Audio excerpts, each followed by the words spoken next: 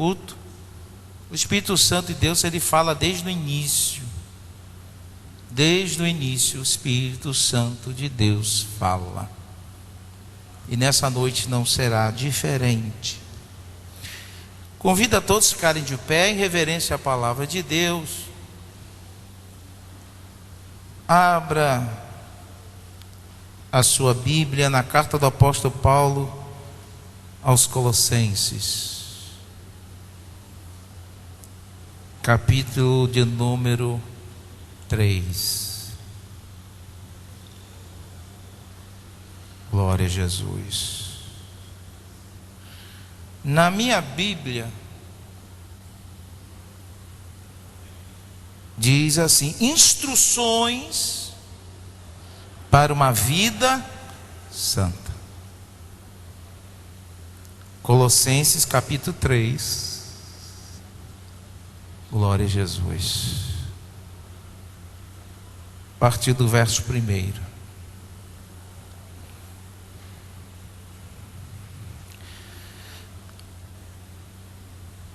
Diz assim a palavra do Senhor: portanto, se já ressuscitaste com Cristo, buscai as coisas que são de cima, onde Cristo está assentado à destra de Deus. Pensai nas coisas que são de cima e não nas que são da terra, porque já estáis mortos e a vossa vida está escondida com Cristo em Deus. Quando Cristo, que é a nossa vida, se manifestar, então também vós vos manifestareis com Ele em glória. Guarde isso. 5. Mortificai, pois, os vossos membros que estão sobre a terra: a fornicação, a impureza, a afeição desordenada, a vil concupiscência, a avareza, que é idolatria, pelas quais coisas vem a ira de Deus sobre os filhos da desobediência, nas quais também em outro tempo andaste, quando viveis nelas. Mas agora despojai-vos também de tudo: da ira, da cólera, da malícia, da maledicência, das palavras torpes de vossa boca. Não mintais uns aos outros, pois que já vos despiste do velho homem com os seus feitos, e vos vestiste do novo, que se renova para o conhecimento, segundo a imagem daquele que o criou, aonde não há grego, nem judeu, circuncisão, nem incircuncisão, bárbaro, cita, servo ou livre, mas Cristo é tudo em todos. Revesti-vos, pois, como eleitos de Deus, santos e amados, de entranhas de misericórdia e de benignidade, humildade, mansidão e longanimidade, suportando-vos uns aos outros, perdoando-vos uns aos outros, se alguém tiver queixa contra o outro, assim como Cristo vos perdoou, assim fazei vós também. E sobre tudo isto, revesti-vos de caridade, que é o vínculo da perfeição. E a paz de Deus, para a qual também fostes chamados em um corpo, domine em vossos corações, e sedes agradecidos. Amém? Que Deus abençoe e que o Espírito Santo fale ao nosso coração. Podeis assentar em nome de Jesus. Glória a Deus.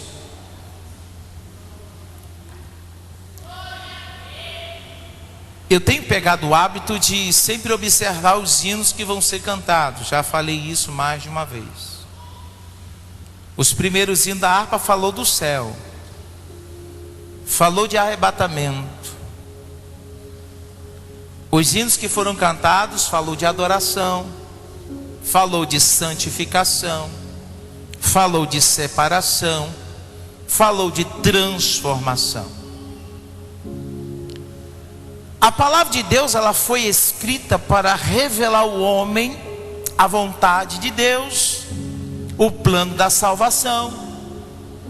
A palavra de Deus é a nossa bússola na qual devemos ser guiados para que possamos trilhar caminhos de retidão diante do Senhor. A gente precisa entender que a palavra de Deus, ela é a única. Ela é única e a única regra de fé e de prática daqueles que professam a sua fé em Cristo Jesus.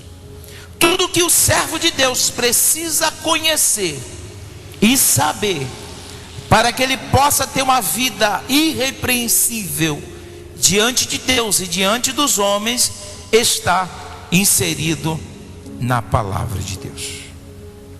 O interessante é que o hino que nosso irmão acabou de cantar fala sobre Espírito Santo entra na minha vida. Quando nós observamos e entendemos a letra do hino, precisamos compreender que para isso eu preciso abrir o meu coração para que Deus comece a operar. Eu preciso destrancar todas as trancas, todos os cadeados, tudo aquilo que me fecha, e eu me abrir para que o Senhor possa entrar e fazer morada.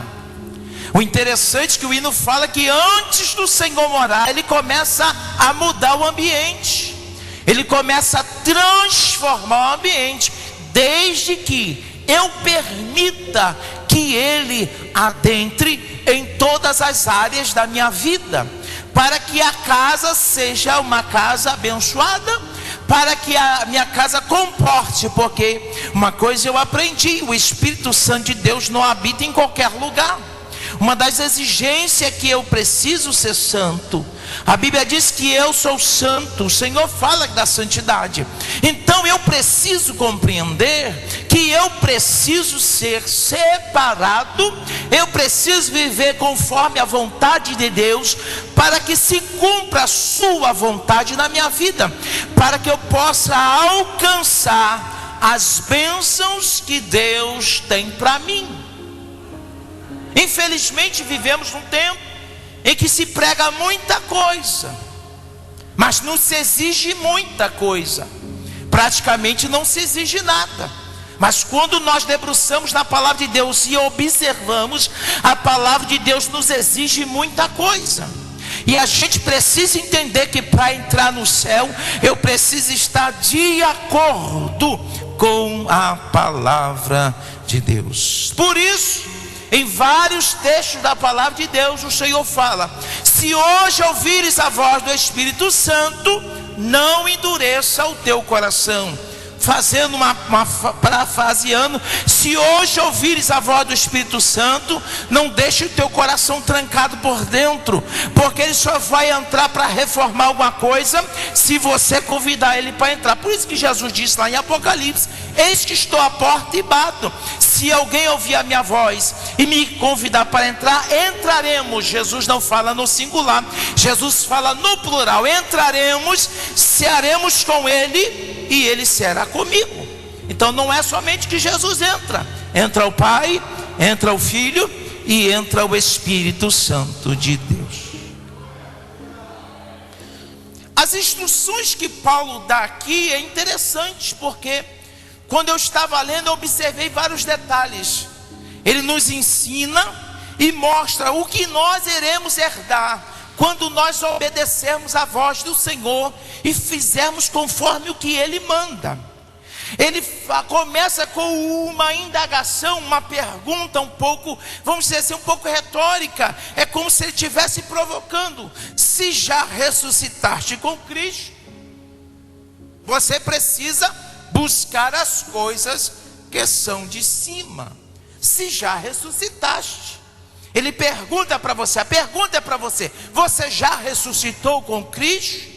Se você vai afirmar e dizer sim, eu sou agora uma nova criatura, então ele completa, então precisa buscar as coisas que são de cima, porque nós não estamos mais no velho homem. E uma coisa que me chamou muita atenção, porque quando ele está falando se já ressuscitaste com Cristo, está falando da mortificação do velho homem. Eu lembro muito, e está lá em João 3, do verso 3 ao verso 5, quando Nicodemos tem uma conversa com Jesus de madrugada. Eram dois mestres que estavam dialogando e falando sobre as Escrituras, e Jesus fala para ele algo muito profundo, e disse: vos é necessário nascer de novo, é necessário mortificar a vossa carne, é necessário morrer para o mundo. Eu sempre tenho batido nesta tecla: é impossível alguém que uma vez diz ter ouvido falar de Jesus, que ter aceitado a Jesus como seu Salvador, e a palavra de Deus penetrar dentro do seu coração, ele permanecer do mesmo jeito. É impossível. Se não mudou nada, é porque a palavra de Deus ainda não penetrou. E se ainda não houve mudança, precisa dizer: Jesus, eu preciso te aceitar de verdade, porque eu só aceitei de boca para fora, mas eu tenho que aceitar o Senhor do íntimo do meu coração. Bendito seja Deus. Buscai as coisas que são de cima, onde Cristo assentado está. Pensai nas coisas que são de cima. Tem um outro texto que eu já disse esses dias atrás: se você não quer cumprir a vontade da tua carne, se encha do Espírito. Quer ter uma mente de Cristo? Alimente a tua mente com as coisas que são de cima. Eu sempre falo e já disse: você é o que você consome, você é o que você lê, você é o que você escuta, você é qual é o tipo de música que você escuta. Isso tudo influencia, porque eu aprendi uma coisa: a Bíblia diz que assim como a boca prova a comida, o ouvido prova as palavras. Então a minha alma precisa ser alimentada com alimento bom, a minha alma precisa ser alimentada com alimento saudável, aquilo que me traz esperança, aquilo que me faz lembrar do céu, aquilo que renova as minhas forças, aquilo que alimenta a minha fé. Se eu alimentar e ter o cuidado de cuidar da minha vida espiritual, a minha vida espiritual estará fortalecida. Bendito seja o nome santo do Senhor. Ele diz: porque já estás mortos. Lembra que Paulo disse: não mais vivo eu, mas Cristo vive em mim. Quando eu aceito a Jesus, eu preciso entender, é uma renúncia. Eu preciso renunciar tudo aquilo que o mundo me oferece, todas as práticas que o mundo oferece, todo o modismo que o mundo oferece, todos os deleites que o mundo oferece. Eu preciso renunciar. É uma troca. Jesus fez o mais difícil. Tem uma frase que diz: salvação é de graça, mas teve um alto preço que foi pago. Não foi pago por você, e você não pode menosprezar a graça, porque ela foi comprada, a porta da graça se abriu através do sacrifício de Jesus na cruz do Calvário.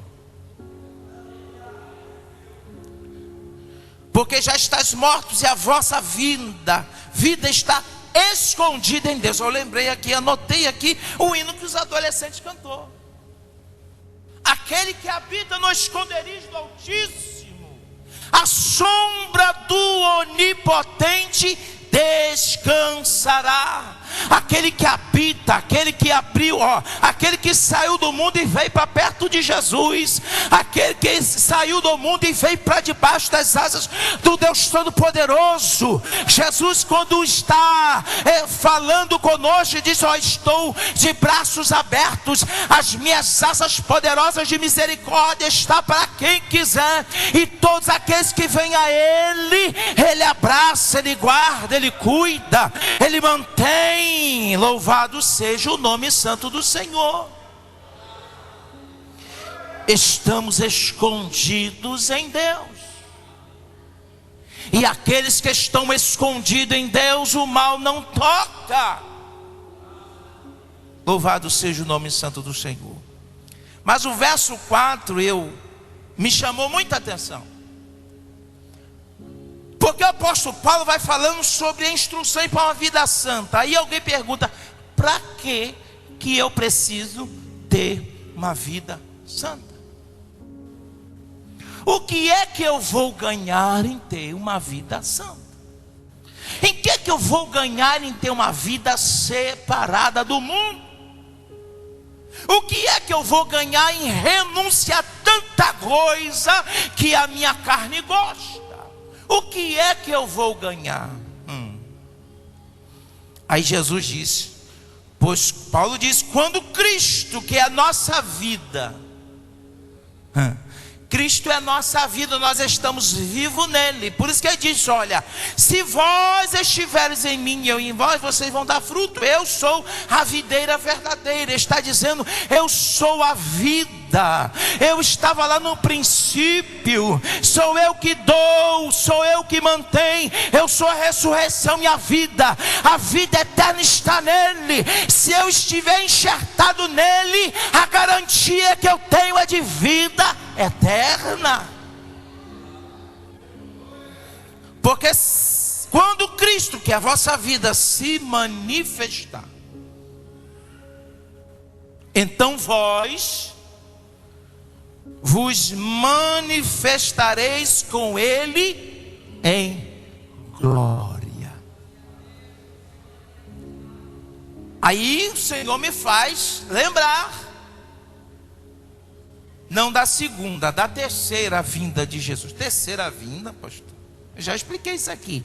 A primeira vinda, ele veio, nasceu virginal, Maria, um neném, nasceu, cresceu, morreu na cruz, ressuscitou, passou 40 dias, subiu para o Pai. Segunda vinda, ele vem para buscar a sua igreja. O mundo não verá.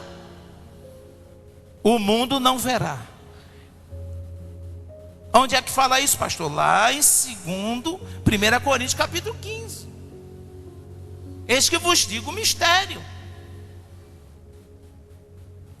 Agora, quando está aqui a revelação, Jesus nos apresentar para o mundo de uma forma gloriosa, está escrita lá em Zacarias. Eu falei essa semana e volto a repetir.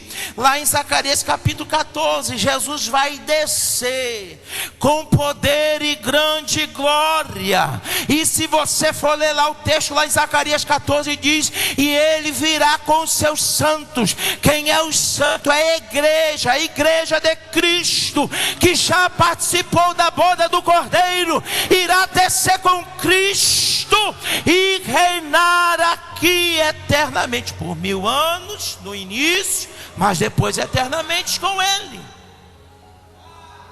Como, pastor? Corpo glorificado, corpo transformado. Bendito seja o nome santo do Senhor. Em Apocalipse capítulo 19, versos 7, 8 e 9, diz o seguinte: por que vale a pena servir a Jesus? Regozijemo-nos, alegremo-nos e demonstrai-lhe glória, porque vindas são as bodas do Cordeiro, e já sua esposa se aprontou. e foi-lhe dado que se vestissem de linho fino, puro, vai imaginando aí, puro, resplandecente, porque o linho fino são a justiça dos santos, e disse-me: escreve, bem-aventurados aqueles que são chamados à ceia da boda do Cordeiro. E disse-me: estas são as verdadeiras palavras de Deus. A Bíblia diz que as suas vestes vão ser brancas de linho fino e resplandecentes. Aonde você passa, aí eu fico imaginando, Jesus desce, aleluia, todo olho o verá. O Senhor fala e se cumpre aquilo que os dois varões que estavam ao lado dos galileus diz: varões galileus, porque estáis olhando para cima? Este Jesus só foi um pouquinho que viu Jesus subir, mas quando ele descer para reinar, todo olho o verá, todas as nações irão ver o Rei dos Reis e o Senhor dos Senhores, porque ele vem para reinar com justiça, ele vem reinar com poder, e a Bíblia diz que ele vai reinar com vara de ferro, e a igreja de Cristo vai descer com ele. Você já imaginou, depois da igreja estar na boda do Cordeiro, está assistindo pelos anjos, participando daquela ceia maravilhosa, aleluia, daquela ceia maravilhosa, e chega uma hora que Jesus se levanta e diz: está na hora de nós voltarmos, está na hora de nós descermos, vamos dar a estes homens uma vida diferente, vou implementar o meu reino. E a igreja se levanta, não é uma igreja perseguida, não é uma igreja que estava chorando, não é uma igreja que passou por lutas, não, é uma igreja triunfante. Jesus descendo na Jesus descendo e a igreja vindo com ele. Mas é muita gente ou é pouca gente, pastor? Aleluia. Olha o que está escrito em Apocalipse 7. Ah, Jesus, que coisa linda vai ser. Aleluia. Apocalipse 7, 9. Quando eu estava ali, Jesus vai mudando a mensagem toda. Eu disse: está certo, Jesus.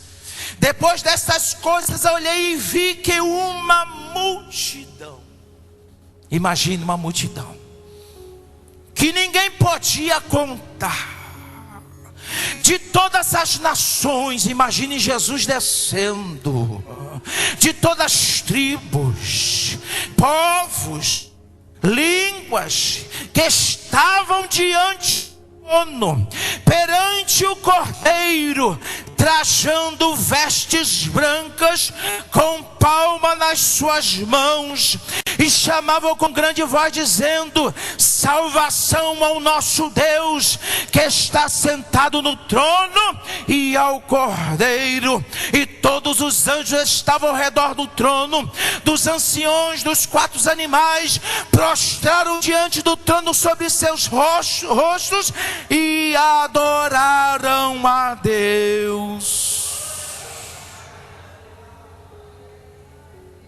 Aí alguém pergunta: quem são esses aí? Esse povo é diferente, aqui sempre foi habitado por anjos, tem um povo diferente aqui. Quem são esses? Esses são aqueles que lavaram as suas vestiduras no sangue do Cordeiro. É essa a igreja. Aí Jesus vem descendo. Jesus pisa no Monte das Oliveiras. Falei essa semana, não foi? Destrói o iníquo com o sopro da sua boca. Entra em Jerusalém marchando. Entra, se assenta, e reinaremos com ele por 1000 anos. Essa é a promessa para a igreja que permanecer fiel ao Senhor até o fim.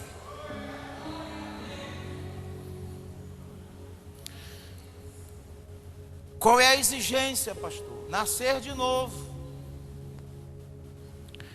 Se não nascer de novo, não poderá herdar o reino dos céus. Se não nascer de novo, vai ficar só na vontade. Se não nascer de novo, vai ficar imaginando. Eu não quero imaginar, eu quero vivenciar, eu quero presenciar, eu quero experimentar, eu quero tocar, eu quero estar lá. E você quer também? Aleluia!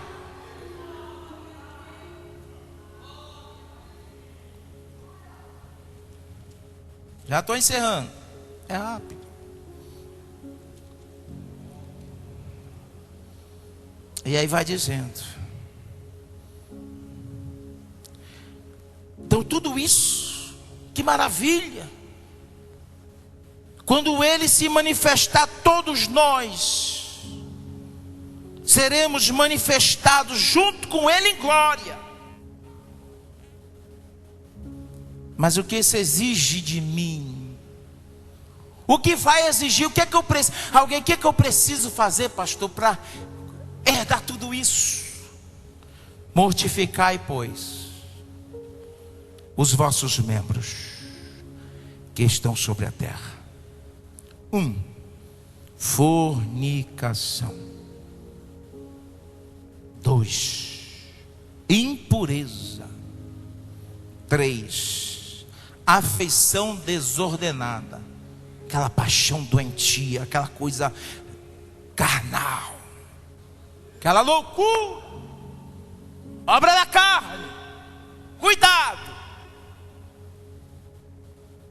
Amo tanto que morro. Cuidado, é obra da carne, viu? Paixão desenfreada, vil concupiscência. A concupiscência é tudo aquilo que eu olho, eu desejo, eu quero, eu desejo aquilo, eu faço tudo.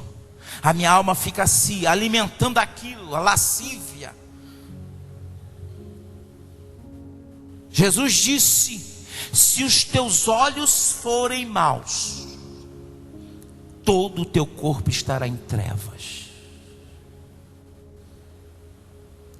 Espírito Santo de Deus, Jesus, unge os meus olhos.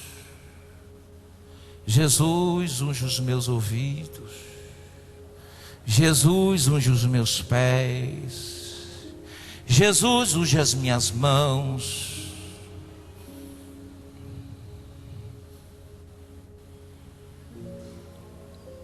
Aleluia. Avareza. Toda vez, prestou atenção que todos os textos bíblicos que a palavra de Deus fala em avareza, bota depois, que é idolatria. Toda vez que a palavra avareza aparece, diz que é idolatria. O que é idolatria? É aquilo que eu boto acima de Deus.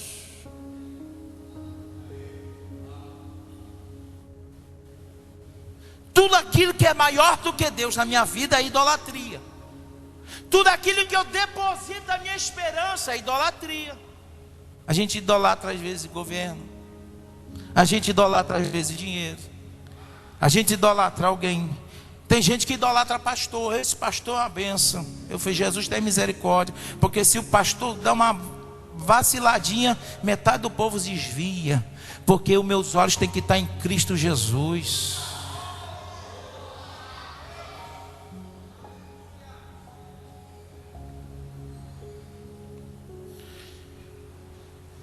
Quando ele disse esse verso 5 e dá essa pequena lista, aí ele fala: pela estas coisas vem a ira de Deus.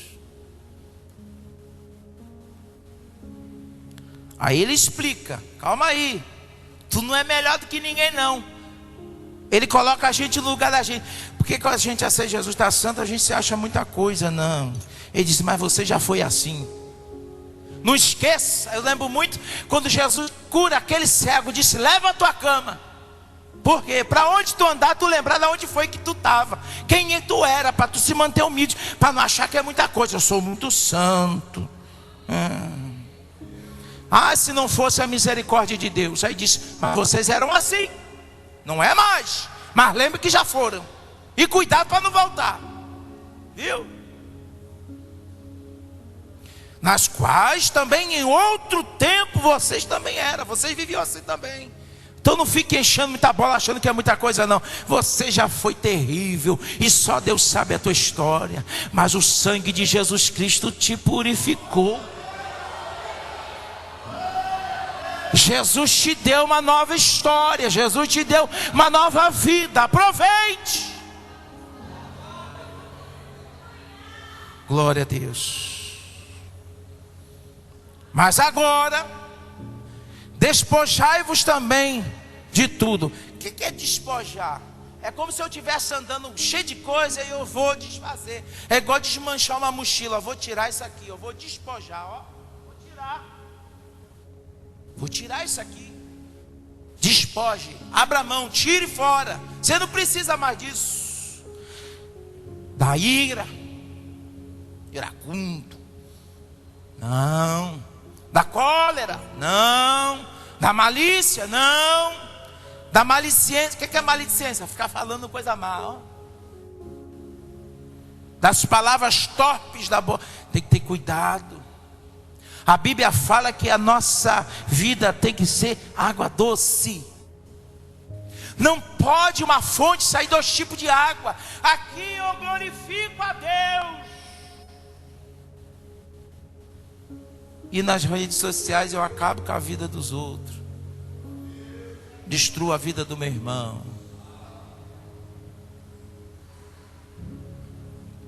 Levo disse-me diz, difama a vida de alguém, destruo a vida de alguém, amaldiçoo alguém. A Bíblia diz que eu não devo tratar o mal com o mal, mas vence o mal com o bem.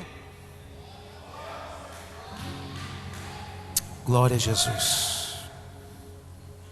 Cólera, malícia, maledicência, palavras torpes.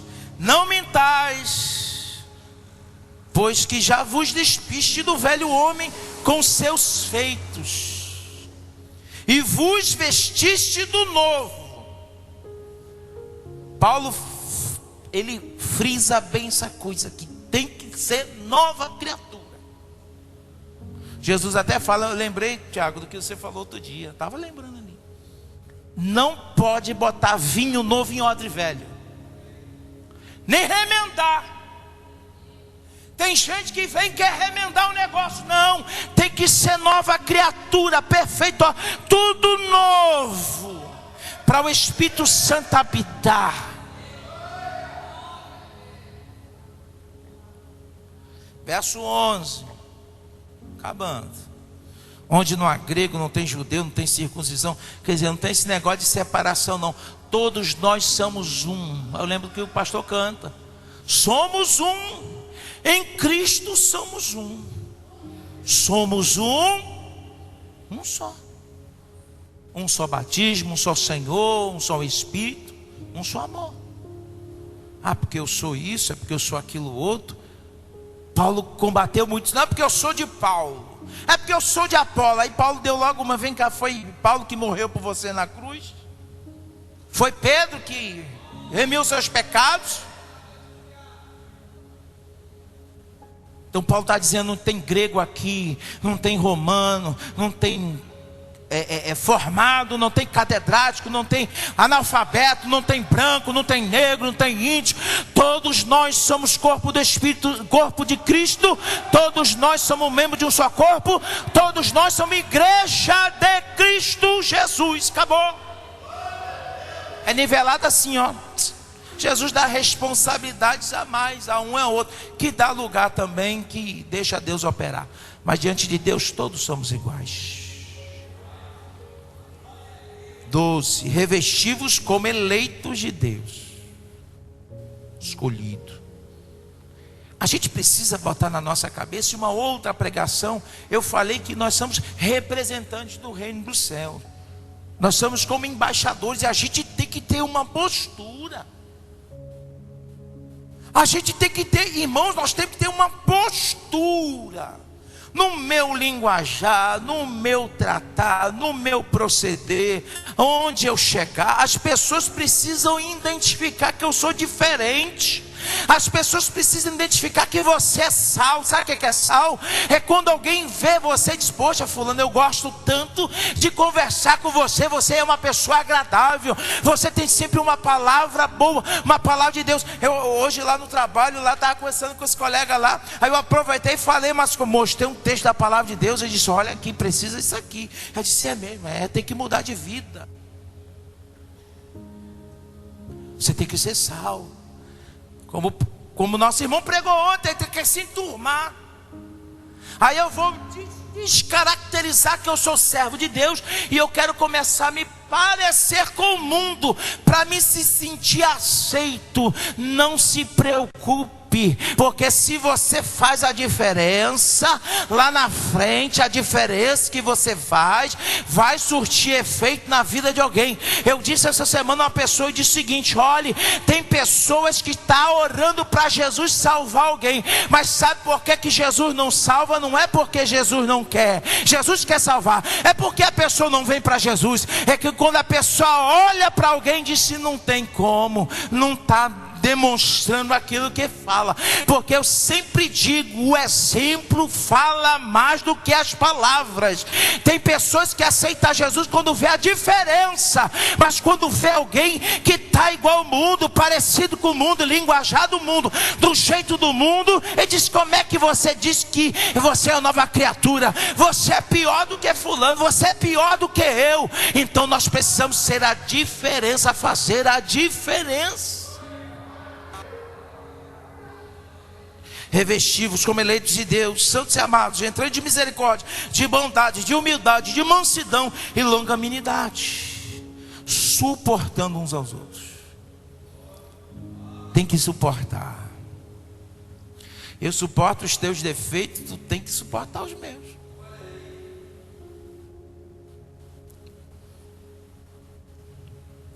E de tudo isso, encerro aqui: revestivos do amor, que é o vínculo da perfeição, e a paz de Deus, para a qual também foste chamado em corpo, domine. Interessante isso aqui. Domine os vossos corações e sede murmuradores, é isso? Agradecidos. A receita é essa. Tá a receita. O médico hoje passou a receita. Eu li a receita. Agora eu tenho que botar a receita em prática. Amém? Que Deus em Cristo nos abençoe. E comece a pensar no céu. Quando vier a vontade de pecar, lembra do céu. Pensa assim: eu fazendo isso aqui vai me levar para o céu?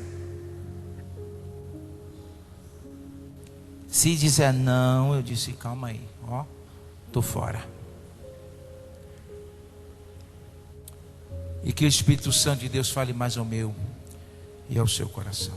Amém? Que Deus em Cristo nos abençoe.